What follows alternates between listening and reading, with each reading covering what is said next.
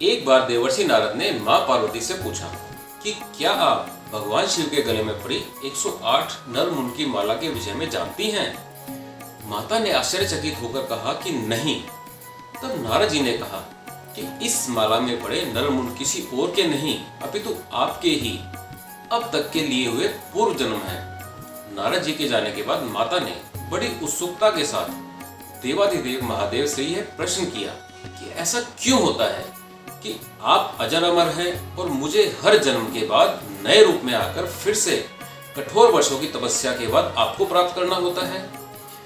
जब मुझे आपको ही प्राप्त करना है तो फिर मेरी यह तपस्या क्यों, मेरी इतनी कठोर परीक्षा क्यों? आपके अमर होने का कारण वह रहस्य क्या है? महाकाल ने पहले तो माता को यह गूढ़ रहस्य बताना उचित नहीं समझा, परंतु माता के स्त्री हट के आगे उनकी एक ना चली।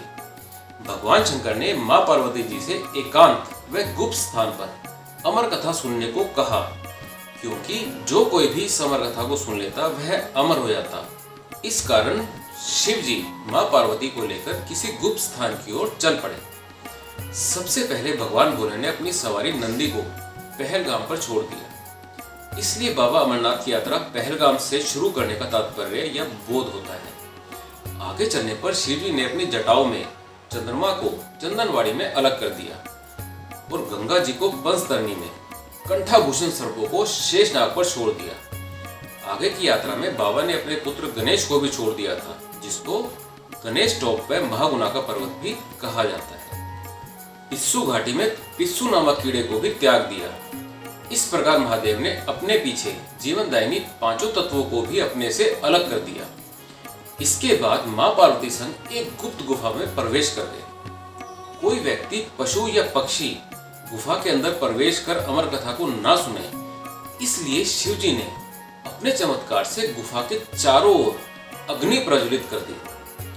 काल अग्नि ने सभी जीवों को भस्म कर दिया, लेकिन वहां पर कबूतर के 2 अंडे रह गए। क्योंकि अंडों को सजीव नहीं माना जाता, इसलिए वो बच गए। फिर शिव जी ने जीवन की अमर कथा मां पार्वती को सुनाना शुरू किया। कथा सुनते सुनते देवी पार्वती को नींद आ गई, जिसका महादेव को भी पता नहीं चला। भगवान शिव अमर होने की कथा सुनाते रहे। माता पार्वती के साथ ही इस रहस्य को शुक तोता ने भी सुन लिया था। यह शुक बाद में शुकदेव ऋषि के रूप में अमर हो गए। उसी समय अंडों में से निकले 2 सफेद कबूतर भी शिव जी से कथा सुन रहे थे और बीच बीच में हूं हूं की आवाज निकाल रहे थे। शिव जी को लग रहा था कि मां पार्वती कथा सुन रही है और हुंकारे भी भर रही हैं। कथा समाप्त होने पर शिव का ध्यान मां पार्वती की ओर गया, जो सो रही थी। तब महादेव ने सोचा कि जब पार्वती सो रही है तब इस अमर कथा को सुन कौन रहा था। तब महादेव की दृष्टि कबूतरों पर पड़ी।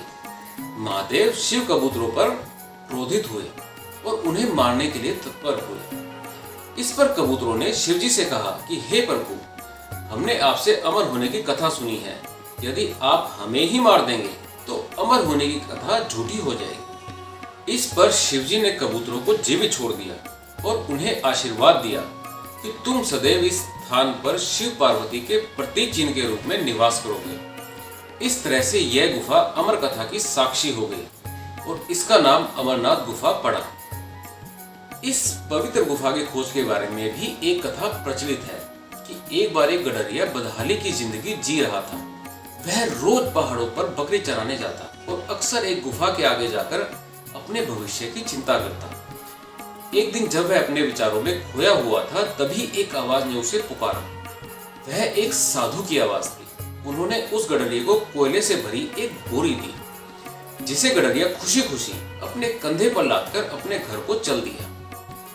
घर आकर उसने बोरी खोली तो वह आश्चर्यचकित हुआ, क्योंकि कोयले की बोरी अब सोने के सिक्कों की हो चुकी थी। इसके बाद वह गडरिया साधु से मिलने व धन्यवाद देने के लिए उस स्थान पर गया जहां पर साधु से मिला था, परंतु वहां उसे साधु नहीं मिला। गडरिया उन्हें ढूंढते हुए जैसे ही उस गुफा के अंदर गया तो उसने देखा कि भगवान भोले शंकर बर्फ के बने शिवलिंग के आकार में स्थापित थे। उसने वापस आकर सबको यह कहानी बताई और इस तरह भोले बाबा की पवित्र अमरनाथ गुफा की खोज हुई।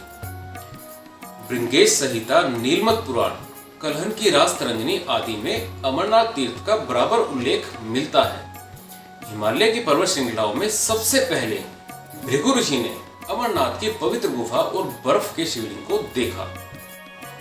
अमरनाथ की यात्रा महाभारत काल से की जा रही है। अमरनाथ गुफा के शिवलिंग को अमरेश्वर कहा जाता है। इसे बाबा बर्फानी कहना गलत है। हिंदू महानुसार अमरनाथ यात्रा आषाढ़ पूर्णिमा से प्रारंभ होती है और पूरे सावन महीने तक चलती है। गुफा की परिधि लगभग 150 फुट है और उसमें ऊपर से बर्फ के पानी की बूंदें जगह जगह टपकती रहती है। यहीं पर मध्य में एक ऐसी जगह है जिसमें टपकने वाली बूंदों से थोड़ा थोड़ा करके शिवलिंग 15 दिन तक रोजाना बढ़ता रहता है और लगभग 10 फुट लंबा शिवलिंग बनता है। चंद्रमा के घटने के साथ साथ वह भी घटना शुरू कर देता है और जब चांद लुप्त हो जाता है तो शिवलिंग भी विलुप्त हो जाता है। चंद्र का संबंध शिव से माना गया है। आश्चर्य की बात यही है कि यह शिवलिंग ठोस बर्फ का बना होता है, जबकि अन्य जगह टपकने वाली बूंदों से कच्ची बर्फ बनती है जो हाथ में लेते ही भुरभुरा जाती है। शिवलिंग का निर्मित होना समझ में आता है, लेकिन इस पवित्र गुफा में हिम शिवलिंग के साथ ही एक गणेश पीठ व एक पार्वती पीठ भी निर्मित होता है। पार्वती पीठ भी शक्ति पीठ स्थल है। यहाँ माता सती के कंठ का निपात हुआ था। पार्वती पीठ 51 शक्ति पीठों में से एक है तथा यहाँ अंग भूषण की पूजा होती है। पुराणों के अनुसार काशी में दर्शन से 10 गुना, प्रयाग से 100 गुना और नैमिषारण्य से 1000 गुना पुण्य देने वाले श्री बाबा अमरनाथ के दर्शन हैं। हर हर महादेव।